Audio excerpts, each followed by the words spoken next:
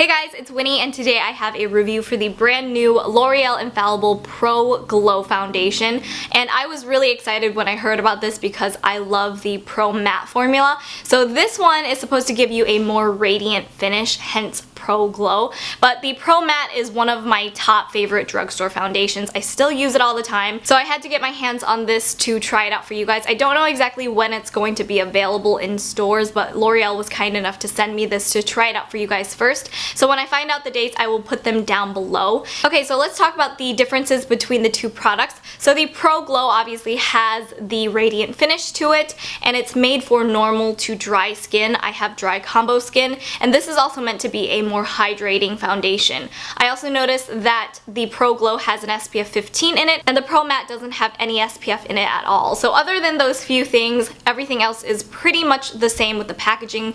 It's still 1 fluid ounce of the product, and it's also a 24-hour wear foundation, so it's meant to be pretty long wearing. And then the claims for both of these, the Pro Matte says it's a lasting demi matte finish, never dull, never flat. And then the Pro Glow says it's a lasting glow foundation, never dull, never greasy. And they're both supposed to have a medium coverage, and it's supposed to be very air light on the skin. The first thing that I noticed with this foundation is the coverage is awesome. It's a medium coverage, but I definitely think it's buildable to be a full coverage foundation. I think I applied like a nickel-sized amount of this foundation all over my face, and that was probably even too much, but it covered up all of my like dark circles and my blemishes, and it evened out my skin tone perfectly. And again, the wear is amazing, but I love that it does have more of a dewy finish to it, even though it has a really good coverage, and it doesn't look so heavy and cakey on your skin. It's still actually very natural looking and very skin-like, and it's almost like you have a soft filter over your face and it just blurs your imperfections. The actual foundation itself doesn't have any reflective particles or shimmers in it,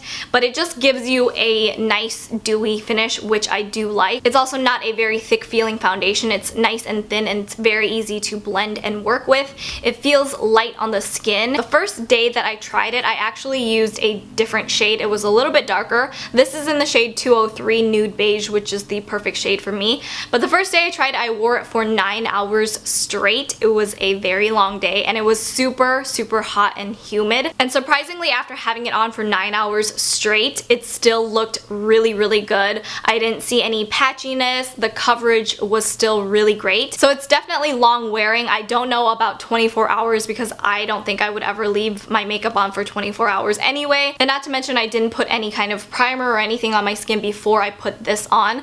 So it definitely held up really well, and I do have it on my face today just to show you guys what it looks like. Another thing I noticed with the foundation after wearing it for about an hour or two, I did notice the foundation was oxidizing pretty badly on my skin. I've never had any kind of issue with foundations oxidizing on me before, so that was a first. But again, I'm gonna chalk it up to the fact that it was crazy hot outside, and I was outside a lot. And sometimes the environment that you're in can factor into how or if the foundation will oxidize on you. And when it does, it's the ingredients in the actual foundation reacting to the pH balance and the oils on your skin. And it does happen with foundations with an SPF in it, which I said that this does have. So I just noticed throughout the day that the foundation was turning kind of an orangey color on my face, and it was not cute. But that's when I realized that that was not the correct shade for me, which is why I have this shade now. So that's definitely something to keep in mind, but I haven't had any problems with it oxidizing on my skin anymore. And again, it could be because I was outside that day